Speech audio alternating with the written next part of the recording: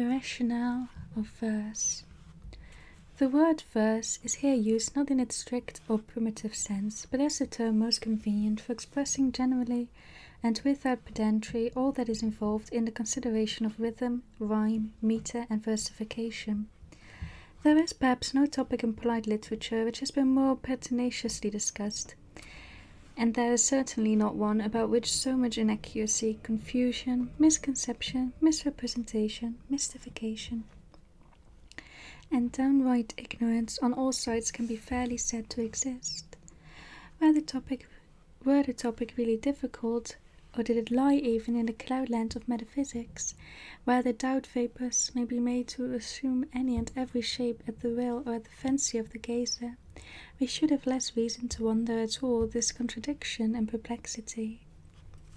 But in fact the subject is exceedingly simple. 1/10 of it possibly may be called ethical, 9/10 however appertain to the mathematics, and the whole is included within the limits of the commonest common sense. But if this is the case, how, it will be asked, can so much misunderstanding have arisen? Is it conceivable that 1,000 profound scholars investigating so very simple a matter for centuries have not been able to place it in the fullest light, at least of which it is susceptible? These queries, I confess, are not easily answered. At all events, a satisfactory reply to them might cost more trouble than would, if properly considered, the whole vexata quaestio to which they have reference. Nevertheless, there is little difficulty or danger in suggesting that 1,000 profound scholars may have failed. First, because they were scholars; secondly, because they were profound; and thirdly, because they were 1,000, the impetuosity of the scholarship and profundity having been thus multiplied 1,000-fold. I am serious in these suggestions, for first again there is something in scholarship which reduces us into blind worship of Bacon's idol of the theatre, into irrational deference to antiquity. Secondly, the proper profundity is rarely profound. It is the nature of truth in general, as of some ores in particular, to be richest where most superficial. Thirdly, the clearest subject may be overclouded by mere superabundance of talk. In chemistry, the best way of separating two bodies is to add a third. In speculation, fact often agrees with fact, and argument with argument, until an additional well-meaning fact or argument sets everything by the ears. In one case out of 100, a point is excessively discussed because it is obscure. In the 99 remaining, it is obscure because excessively discussed. When a topic is thus circumstanced, the readiest mode of investigating it is to forget that any previous investigation has been attempted. But in fact, while much has been written on the Greek and Latin rhythms, and even on the Hebrew, little effort has been made at examining that of any of the modern tongues. As regards the English, comparatively nothing has been done. It may be said indeed that we are without a treatise on our own verse.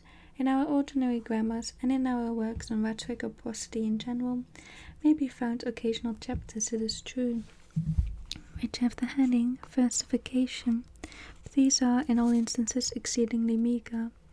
They pretend to no analysis, they propose nothing like system, they make no attempt at even rule. Everything depends upon authority. They are confined, in fact, to mere exemplification of the supposed varieties of English feet and English lines, although in no work with which I am acquainted are these feet correctly given, or these lines detailed in anything like their full extent. Yet what has been mentioned is all, if we accept the occasional introduction of some pedagogism, such as this borrowed from the Greek prosodies. When a syllable is wanting, the verse is said to be catalectic. When the measure is exact, the line is catalectic. When there is a redundant syllable, it forms hypermeter. Now whether the line be termed catalectic or acatalectic is perhaps a point of no vital importance. It is even possible that the student may be able to decide promptly when the A should be employed and when omitted, yet being cognizant at the same time of all that is worth knowing in regard to the structure of verse. A leading defect in each of our treatises, if treatises they can be called, is the confining the subject to mere versification, while verse in general, with the understanding given to the term in the heading of this paper, is the real question at issue. Nor am I aware of even one of our grammars which so much as properly defines the word versification itself. Versifications is a word now before me, of which the accuracy is far more than usual. The English grammar of Good Brown. Versification is the art of arranging words into lines of correspondent length, so as to produce harmony by the regular alternation of syllables differing in quantity. The commencement of this definition might apply indeed to the art of versification, but not versification itself. Versification is not the art of arranging, etc., but the actual arranging, a distinction too obvious to need comment. The error here is identical with one which has been too long permitted to disgrace the initial page of every one of our school grammars.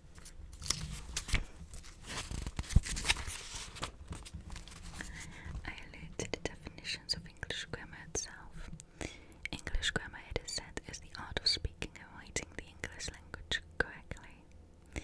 This phraseology, or something essentially similar, is employed, I believe, by Bacon, Miller, Fiske, Greenleaf, Ingersoll, Kirkland, Cooper, Flint, Pugh, Comley, and many others. These gentlemen, it is presumed, adopted it without examination from Murray, who derived it from Lilly, whose work was Quam solam regia majestas in omnibus scolis docendam praecipit, and who appropriated it without acknowledgment, with some unimportant modification from the Latin grammar of Leonicanus. It may be shown, however, that this definition, so complacently received, is not and cannot be a proper definition of English grammar. A definition is that which so describes its object as to distinguish it from all others. It is no definition of any one thing if its terms are applicable to any one other. But if it be asked what is the design, the end, the aim of English grammar, our obvious answer is the art of speaking and writing the English language correctly. That is to say, we must use the precise words employed as the definition of English grammar itself. But the object to be obtained by any means is surely not the means. English grammar and the end contemplated by English grammar are two matters sufficiently distinct, nor can the one be more reasonably regarded as the other than a fishing hook as a fish. The definition, therefore, which is applicable in the latter instance cannot in the former be true. Grammar in general is the analysis of language, English grammar of the English. But to return to versification as defined in our extract above, it is the art, says the extract, of arranging words into lines of correspondent length. Not so. A correspondence in the length of lines is by no means essential. Pindaric odes are surely instances of versification, yet these compositions are noted for extreme diversity in the length of their lines. The arrangement is moreover said to be for the purpose of producing harmony by the regular alternation, etc. But harmony is not the sole aim, not even the principal one. In the construction of verse, melody should never be left out of view, yet this is a point which all our prosodies have most unaccountably forborne to touch. Recent rules on this topic should form a portion of all systems of rhythm, so as to produce harmonies as the definition by the regular alternation, etc. Irregular alternation, as described, forms no part of any principle of versification. The arrangement of spondies and dactyls, for example in the Greek hexameter, is an arrangement which may be termed at random. At least it is arbitrary. Without interference with the line as a whole, a dactyl may be substituted for a spondee or the converse at any point other than the ultimate and penultimate feet, of which the former is always a spondee, the latter nearly always a dactyl. Here it is clear we have no regular alternation of syllables differing in quantity. So as to produce harmony proceeds the definition by the regular alternation of syllables differing in quantity. In other words, by the alternation of long and short syllables, for in rhythm all syllables are necessarily either short or long. But not only do I deny the necessity of any regularity in the succession of feet and, by consequence, of syllables, but I dispute the essentiality of any alternation, regular or irregular, of syllables long and short. Our author, observe, is now engaged in a definition of versification in general, not of English versification in particular. But the Greek and Latin meters abound in the spondee and pyrrhic, the former consisting of 2 long syllables, the latter of 2 short, and there are innumerable instances of the immediate succession of many spondees and many pyrrhics.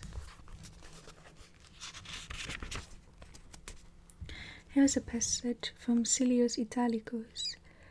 Falles te mansas interquot credis inermem, tot belles quae cita viro, tot caedibus amat, majestas aeterna ducem, si ad moveris ora canas, et trebium ante oculus trasimenaque busta, et Pauli stare ingentem miraberis umbram.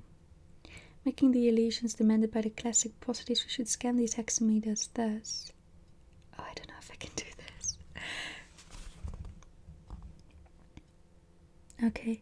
Falles te mensas interquat credis in ermen, tot bellis quae cita viro, tot cadibus amat, majestas aeterna ducem, sat moveris ora canas et tribi antoculos trasimenaque busta, et Pauli staringent miraberis umbram.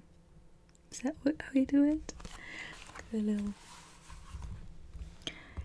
they have a line on it, it's long, and when they have a little dip in it, it's short. I can't remember. It will be seen that in the first and last of these lines we have only 2 short syllables in 13, with an uninterrupted succession of no less than 9 long syllables. But how are we to reconcile all this with the definition of versification, which describes it as the art of arranging words into lines of corresponding length so as to produce harmony by the regular alternation of syllables differing in quantity? It may be urged, however, that our prosodist's intention was to speak of the English meters alone, and that by omitting all mention of the spondee and pyrrhic, he has virtually avowed their exclusion from our rhythms. A grammarian is never excusable on the ground of good intentions. We demand from him from one year on rigorous precision of style. But grant the design, let it admit that our author, following the example of all authors on English prosody, has, in defining versification at large, intended a definition merely of the English. All these prosodists, we will say, reject the spondee and pyrrhic. Still all admit the iambus, which consists of a short syllable followed by a long, the troche, which is the converse of the iambus, the dactyl, formed of 1 long syllable followed by 2 short, and the anapaest, 2 short succeeded by a long. The spondee is improperly rejected, as I shall presently show. The pyrrhic is rightfully dismissed.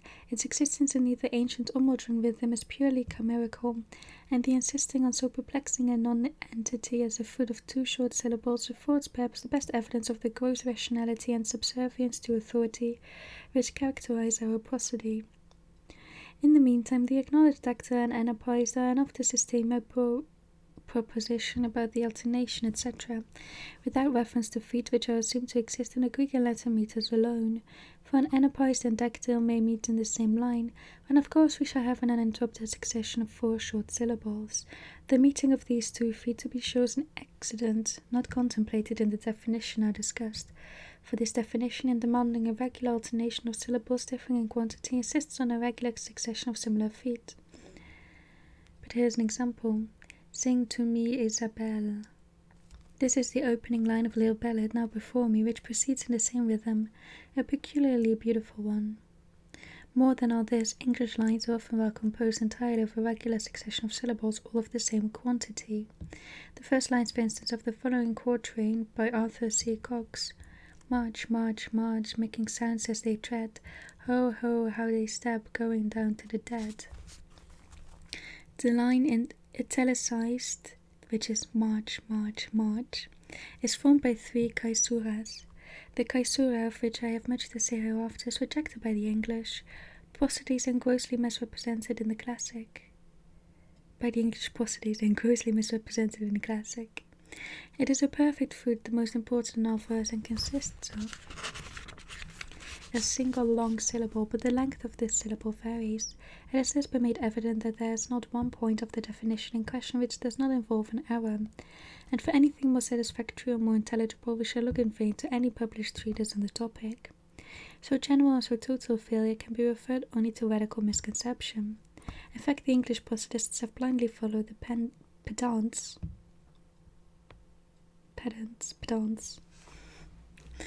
These latter, like les moutons de Panurge, he has like 3 different languages in this, have been occupied in incessant tumbling into ditches for the excellent reason that their leaders have so tumbled before. The Iliad, being taken as a starting point, was made to stand instead of nature and common sense.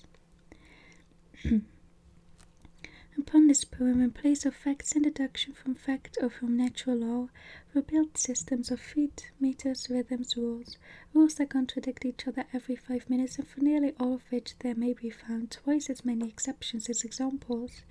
If anyone has a fancy to be thoroughly confounded to see how far the infatuation of what is termed classical scholarship can lead a bookworm in the manufacture of darkness out of sunshine, let him turn over for a few moments any of the German Greek prosodies.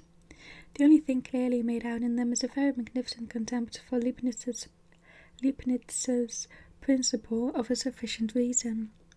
To divert attention from the real matter in hand by any further reference to these works is unnecessary and would be weak.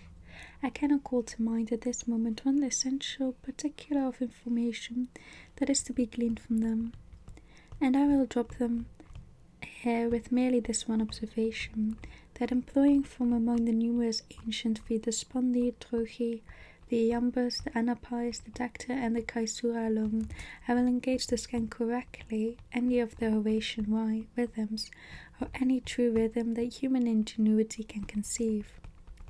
And this excess of chimerical feet is, perhaps, the very least of the scholastic supererogations.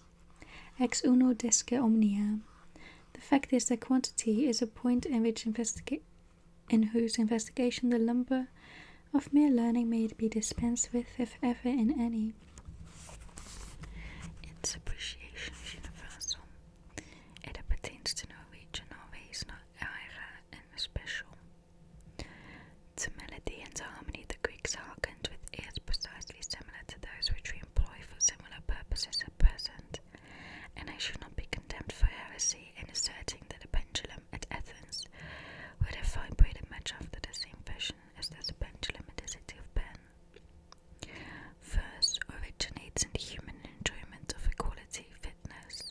To this enjoyment also all the moods of verse, rhythm, meter, stanza, rhyme, alliteration, the refrain, and other analogous effects are to be referred. As there are some readers who habitually confound rhythm and meter, it may be as right to say that the former concerns the character of feet, that is, the arrangement of syllables, while the latter has to do with the number of these feet. Thus, by a dactylic rhythm we express a sequence of dactyls. By a dactylic hexameter we imply a line of measure consisting of 6 of these dactyls. To return to equality, its idea embraces those of similarity, proportion, identity, repetition, and adaptation of fitness.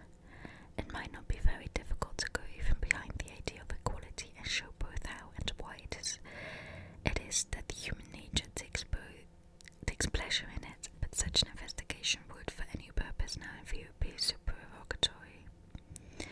It is sufficient that the fact is undeniable, the fact that man derives enjoyment from his perception of equality. Let us examine a crystal. We are at once interested by the equality between the sides and between the angles of one of its faces. The equality of the sides pleases us. That of the angle doubles the pleasure, on bringing to view a second face in all respects similar to the first. This pleasure seems to be squared. On bringing to view a third, it appears to be cubed, and so on. I have no doubt indeed that the delight experienced, if measurable, would be found to have exact mathematical relations such as I suggest, that is to say, as far as a certain point beyond which there would be a decrease in similar relations. The perception of pleasure and the equality of sounds is the principle of music. Unpracticed ears can appreciate only simple equalities such as are found in ballad airs. While comparing one simple sound with another, they are too much occupied to be capable of comparing the equalities subsisting between these two simple sounds, taken conjointly, and two practiced ears on the other hand, and two other similar simple sounds taken conjointly. So two simple sounds taken conjointly and two other similar simple sounds taken conjointly. Practiced ears, on the other hand, appreciate both equalities at the same instant, although it is absurd to suppose that both are heard at the same instant. One is heard and appreciated from itself, the other is heard by the memory, and the instant glides into and is confounded with the secondary appreciation. Highly cultivated musical taste in this manner enjoys not only these double equalities, all appreciated at once, but takes pleasurable cognizance through memory of equalities the members of which occur at intervals so great that the uncultivated taste loses them altogether. That this latter can properly estimate or decide on the merits of what is called scientific music is of course impossible, but scientific music has no claim to intrinsic excellence. It is fit for scientific ears alone. In its success it is the triumph of the physique over the morale of music. The sentiment is overwhelmed by the sense. On the whole, the advocates of the simpler melody and harmony have infinitely the best of the argument. Although there has been very little of real argument on the subject, in verse which cannot be better designated than as inferior or less capable music, there is happily little chance for complexity. It's rigidly simple in character, not even science, not even pedantry can greatly pervert. The rudiment of verse may possibly be found in the spondee. The very germ of a thought seeking satisfaction in a quality of sound would result in the construction of words of two syllables equally accented. In corroboration of this idea, we find that spondees most abound in the most ancient tongues. The second step we can easily suppose to be the comparison, that is to say, the collocation of two spondees, of two words composed each of a spondee. The third step would be the juxtaposition of three of these words, but this time the perception of monotone would induce further consideration, and thus arises what Leigh Hunt so flounders in discussing on the sides of the principle of variety and uniformity. Of course, there is no principle in the case, nor maintaining it. The uniformity is the principle, the variety is but the principle's natural safeguard from self-destruction by excess of self. Uniformity, besides, is the very worst word that could have been chosen for the expression of the general idea at which it aims. The perception of monotone having given rise to an attempt at its relief, the first thought in its new direction would be that of collating two or more words formed each of two syllables differently accented, that is to say, short and long, but having the same order in each word. In other terms, of collating two or more iambuses, or two or more trochees. I don't know how to pronounce the word. Trochees? I don't know. And here let me pause to assert that more pitiable nonsense has been written on the topic of long and short syllables than on any other subject under the sun. In general, a syllable is long or short, just as it is difficult or easy of enunciation. The natural long syllables are those unencumbered, the natural short syllables are those unencumbered. With consonants, all the rest is mere artificiality and jargon. The Latin prosodies have a rule that a vowel before two consonants is long.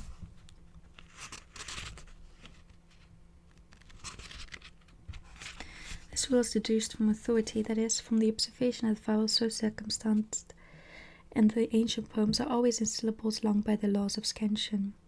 The philosophy of the rule is untouched, and lies simply in the physical difficulty of giving voice to such syllables or performing the lingual evolutions necessary for their utterance. Of course, it is not the vowel that is long, although the rule says so, but the syllable of which the vowel is a part. It will be seen that the length of a syllable, depending on the facility or difficulty of its enunciation, must have great variation in various syllables. But for the purposes of verse, we suppose a long syllable equal to two short ones, and the natural deviation from this relativeness we correct in perusal. The more closely our long syllables approach this relation with our short ones, the better ceteris paribus will be our verse. But if the relation does not exist of itself, we force it by emphasis, which can of course make any syllable as long as desired, or by an effort we can pronounce with a natural brevity a syllable that is naturally too short, too long.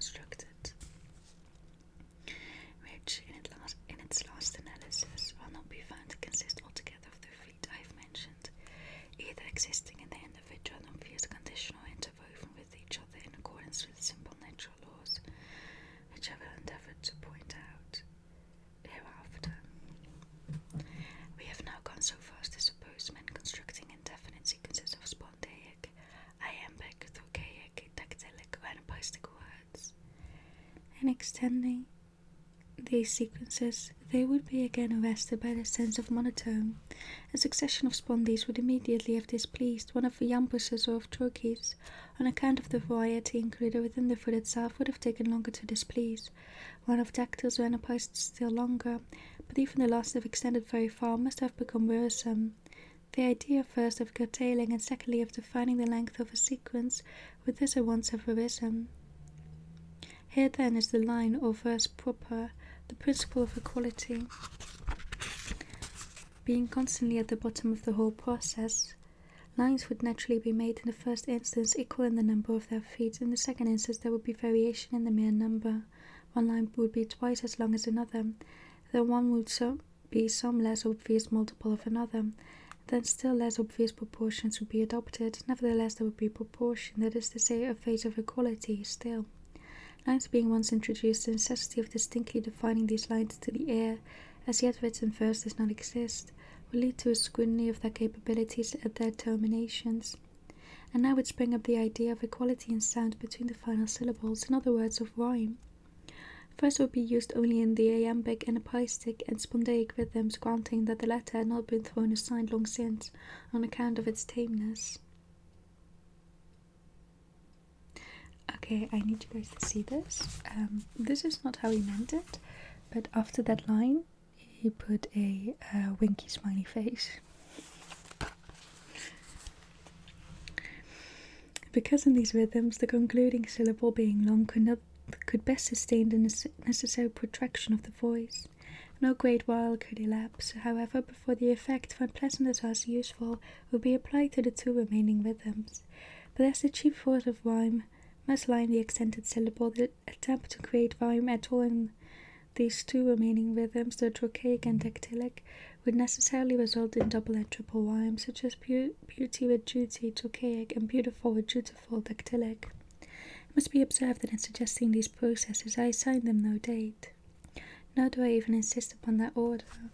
Rhyme is supposed to be of modern origin, and were this proved, my positions remain untouched. I may say, however, in passing, that several instances of rhyme occur in the Couch of Aristophanes, that the Roman poets occasionally employ it. There is an effective species of ancient rhyming which has never descended to the moderns, that in which the ultimate and penultimate syllables rhyme with each other. For example, Paturiunt montes et nascitur ridiculus mus, and again, Litereis ingens inventa sub illicibus sus. The terminations of Hebrew verse, as far as understood, show no signs of rhyme. What thinking person can doubt that it did actually exist?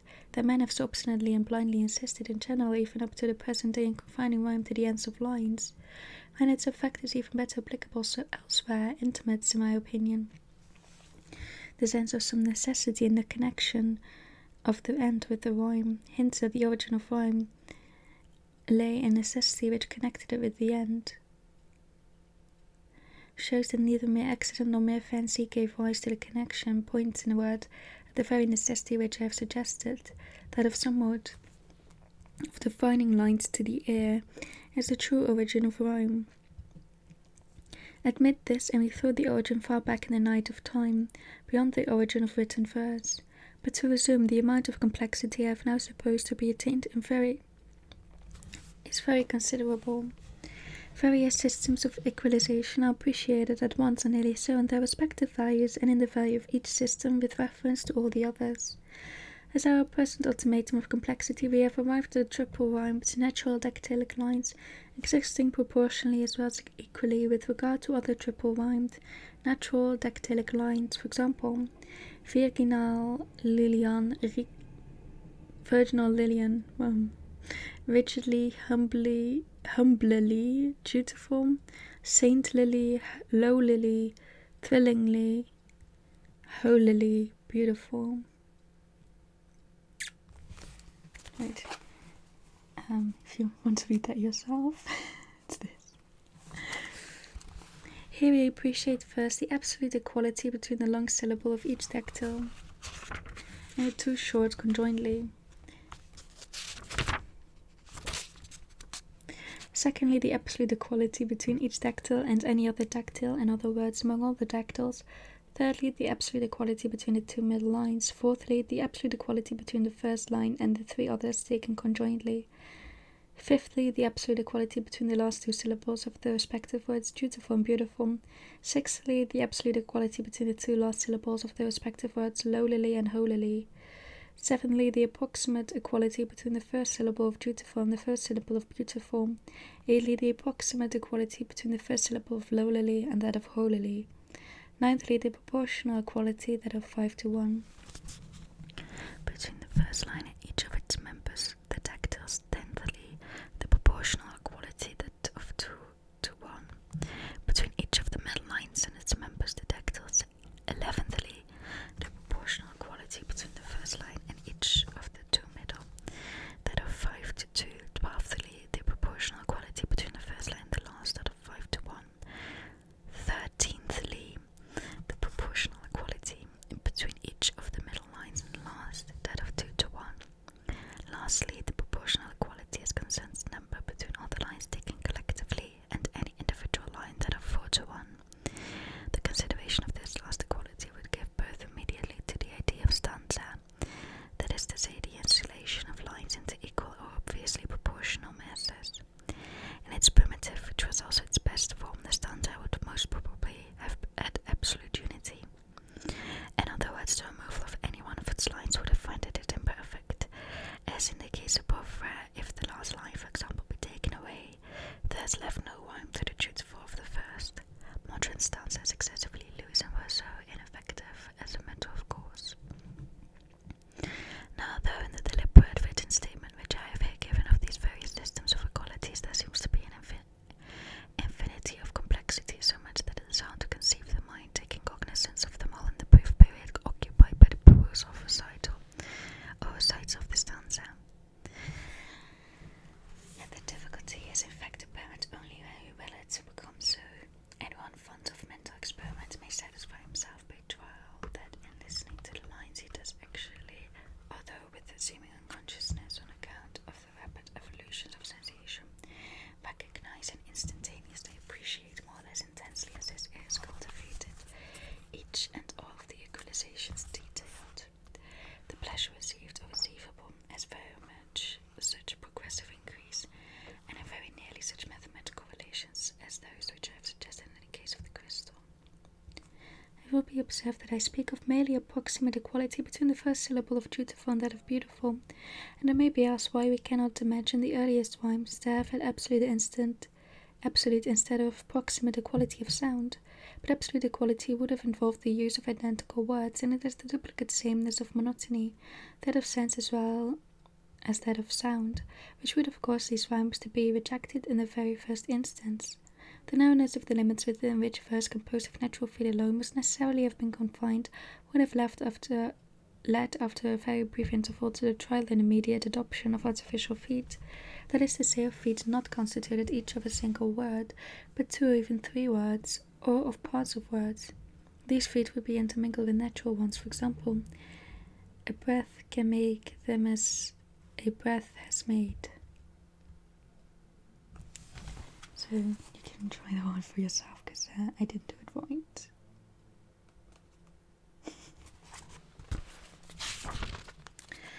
This is an iambic line in which each iambus is formed of two words. Again, the unimaginable might of Jove. This is an iambic line in which the first foot is formed of a word and a part of a word, the second and third of parts taken from the body or interior of a word, the fourth of a part and a whole, the fifth of two complete words. There are no natural feet in either line.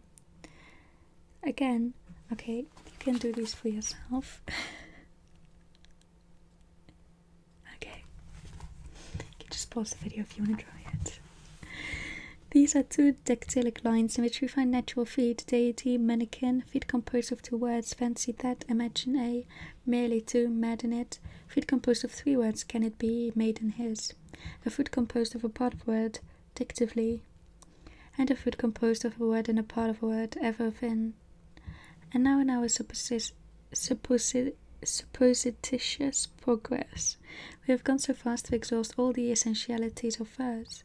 What follows may strictly speaking be regarded as embellishment merely, but even in this embellishment, the rudimental sense of equality would have been the never-ceasing impulse. It would, for example, be simply in seeking further administration to this sense that men would come in time to think of the refrain or burden, where at the close of the several stanzas of a poem one word or phrase is repeated, and of alliteration, in whose simplest form a consonant is repeated in the commencements of various words. This effect would be extended so as to embrace repetitions both of vowels and of consonants, in the bodies as well as in the beginnings of words, and in the later period would be made to infringe on the province of rhyme. By the introduction of general similarity of the sound between whole feet occurring in the body of a line, all of which modifications I have exemplified in the line above, made in this image a mannequin merely to madden it. Further cultivation would improve also the refrain by relieving its monotone and slightly varying the phrase at each repetition, or as I have attempted to do in the Raven, in retaining the phrase and varying its application, although this latter point is not strictly a rhythmical effect alone. Finally, poets, when fairly varied with the following precedent, following it the more closely the less they perceived it in company with reason, would adventure so far as to indulge in positive rhyme at other points than the ends of lines. First they would put it in the middle of the line, then at some point where the multiple would be less obvious, then, alarmed at their own audacity, they would undo all their work by cutting these lines in two. And here is the fruitful source of the infinity of short metre, by which modern poetry, if not distinguished, is at least disgraced. It would require a high degree indeed both of cultivation and of courage on the part of any versifier to enable him to place his rhymes, and let them remain at unquestionably their best position, that of unusual and unanticipated intervals. On account of the stupidity of some people, or if talent be a more respectable word, on account of their talent for misconception, I think it necessary to add here first that I believe the processes above detailed to be nearly, if not accurately, those which did occur in the gradual creation of what we now call verse. Secondly, that although I so believe, I yet urge neither the assumed fact nor my belief in it as a part of the true propositions of this paper. Thirdly, that in regard to the aim of this paper, it is of no consequence whether these processes did occur either in the order I have assigned them or at all, my desire being simply in presenting a general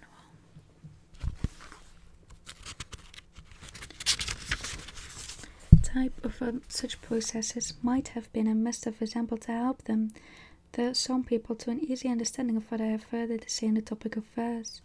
There is one point which in my summary of the processes I have purposely forborne to touch, because this point being the most important of all on account of the immensity of error usually involved in its consideration, would have led me into a series of detail inconsistent with the object of a summary. Every reader of verse must have observed how seldom it happens that even any one line proceeds uniformly with a succession, such as I have supposed, of absolutely equal feet, that is to say, with a succession of iambuses only, or of trochees only, or of dactyls only, or of anapaests only, or of spondees only. Even in the most musical lines we find the succession interrupted. The iambic pentameters of Pope, for example, will be found on examination, frequently varied by trochees in the beginning, or by what seem to be anapaests in the body of the line.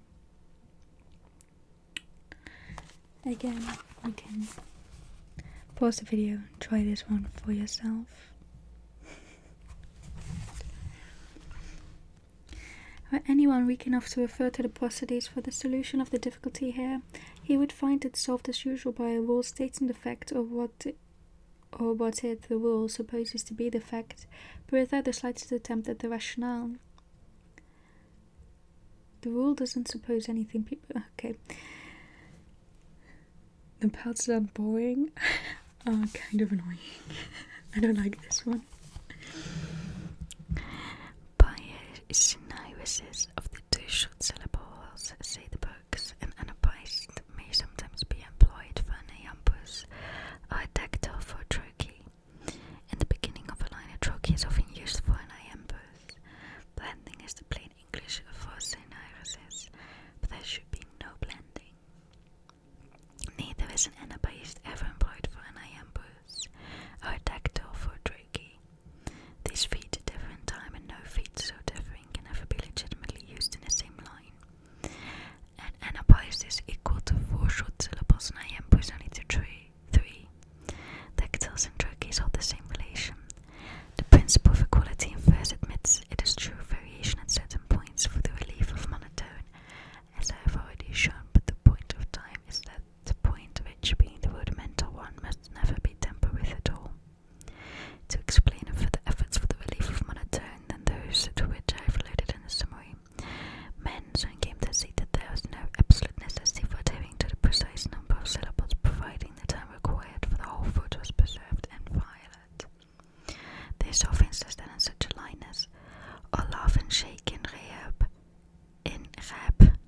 So we have Elise,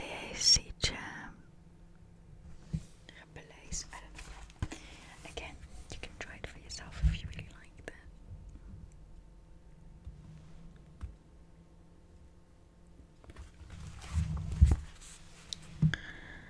The equalization of the three syllables Elise, Ea, with the two syllables composing any of the other feet could be readily effected by pronouncing the two syllables Elise in double quick time. By pronouncing each of the syllables E and lace twice as rapidly as the syllable C or the syllable in, or any other short syllable, they could bring the two of them taken together to the length that is the stated time of any one short syllable. This consideration enabled them to effect the agreeable variation of three syllables in place of the uniform two. A variation was the object of variation to the air. That sentence there then is supposed in its object rendered null by the blending of the two syllables so as to render them in absolute effect one. Of course there must be no blending. Each syllable must be pronounced as distinctly as possible or the variation is lost, with twice the rapidity in which the ordinary short syllable is enunciated. That the syllables Elise do not compose and anapaized is evident, and the signs of the accentuation are erroneous. The foot might be written thus.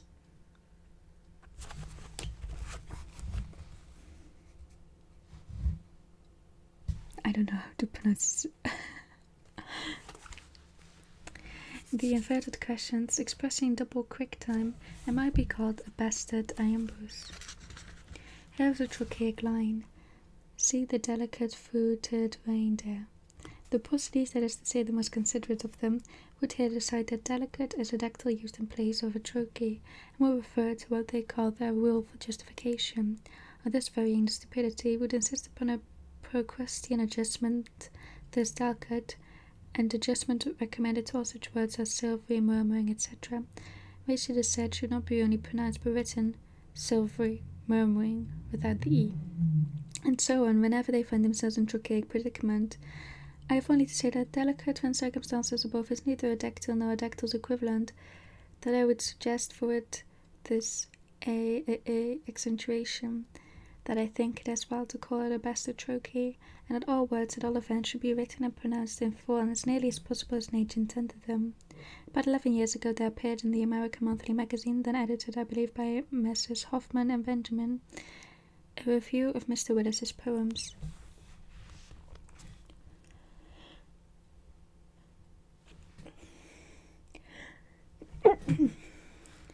Sorry. The critic, putting forth his strength or his weaknesses in an endeavour to show that the poet was either absurdly affected or grossly ignorant of the laws of verse, the accusation being based altogether on the fact that Mr. W. made occasional use of this very word. Delicate, and other similar words in the heroic measure, which everyone knew consisted of feet of two syllables. Mr. W. has often, for example, such lines as, that binds him to a woman's delicate love, in the gay sunshine reverent in the storm, with its invisible fingers may lose hair. And of course the feet looked love, from delicate, fervent in, from reverent in, and subalfin, from invincible fingers, are bastard iambuses, are not anapaized and are not improperly used. Their employment, on the contrary, by Mr. Willis is but one of the innumerable instances he has given of keen sensibility and all those matters of taste which may be classed under the general head of fanciful embellishment. It's also about 11 years ago, if I am not mistaken, since Mr. Horn of England, the author of Orion, one of the noblest epics in any language, thought it necessary to preface his Chaucer modernized by a very long and evidently a very elaborate essay, of which the greater portion was occupied in discussion of the seemingly anomalous food of which we have been speaking. Mr. Hearn upholds Chaucer in its frequent use, maintains its superiority on account of his so frequently using it of all English versifiers, and indignantly repelling the common idea of those who make verse on their fingers, that the superfluous syllable is a roughness and an error, very chivalrously makes battle for it as a grace, that a grace it is, there can be no doubt, and what I complain of is, that the author of the most happily versified long poem in existence should have been under the necessity of discussing this grace merely as a grace, through 40 or 50 vague pages, solely because of his inability to show how and why it is a grace. of it, showing the question would have been settled in an instant. About the trochee used for iambus, as we see in the beginning of the line, whether thou chose servantus series whether, there is a little that need to be said. It brings me to the general proposition that in all rhythms, the prevalent or distinctive feet may be varied at will and nearly at random by the occasional introduction of equivalent feet. That is to say, feet the sum of whose syllabic times is equal to the sum of the syllabic times of the distinctive feet. Thus the trochee, rather, is equal in the sum of the times of its syllables, the iambus, thou choose. Again, like this. If my camera will focus.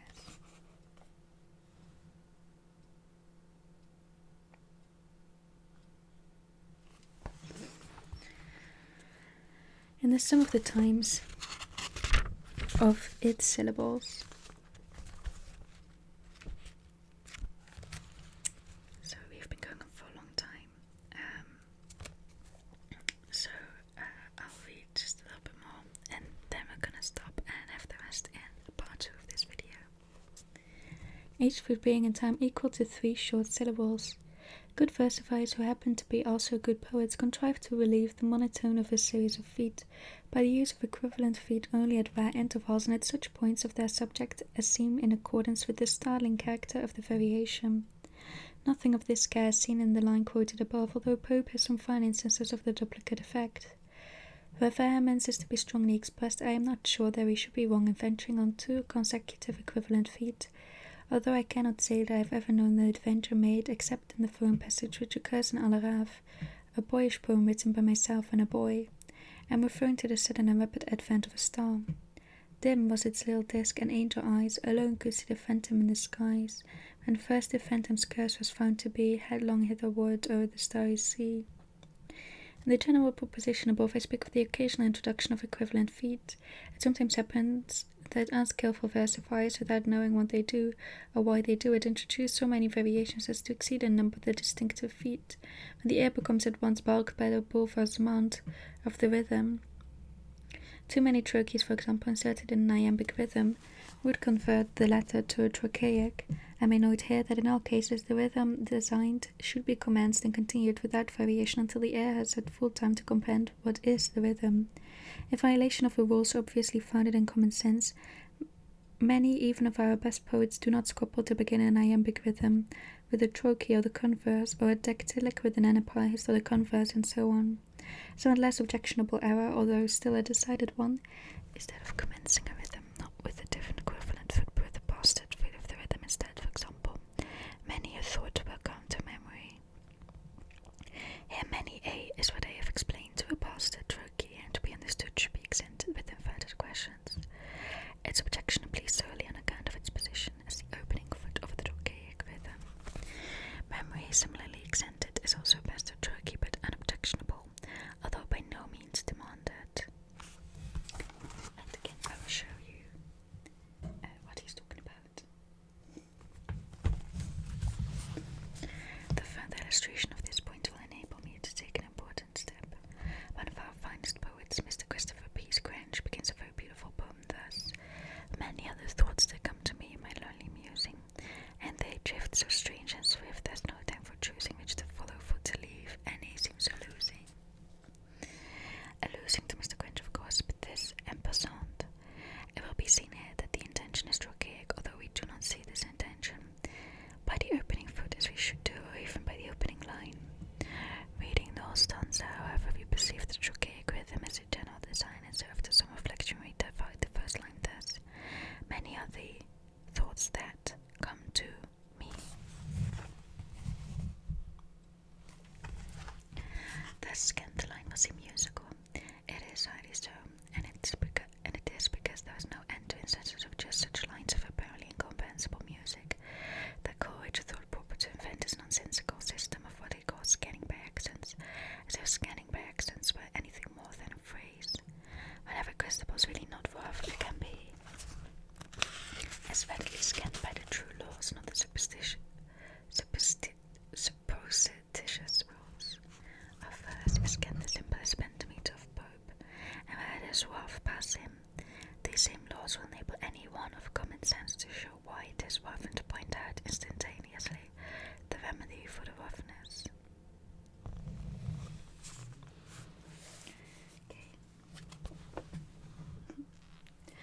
where I'm going to leave it for today. I hope that I can know the rest of it in one more part. So we're on page 138, and we'll read until page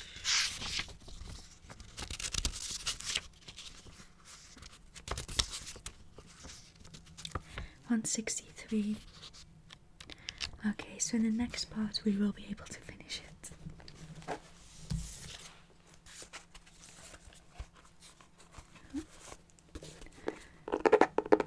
So I hope you enjoyed it. I don't really like this one, but any rhyme and language people out there might.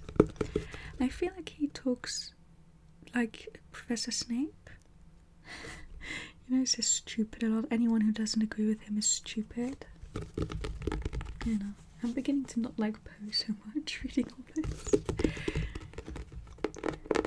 The last one we did was interesting though. Well, I will see you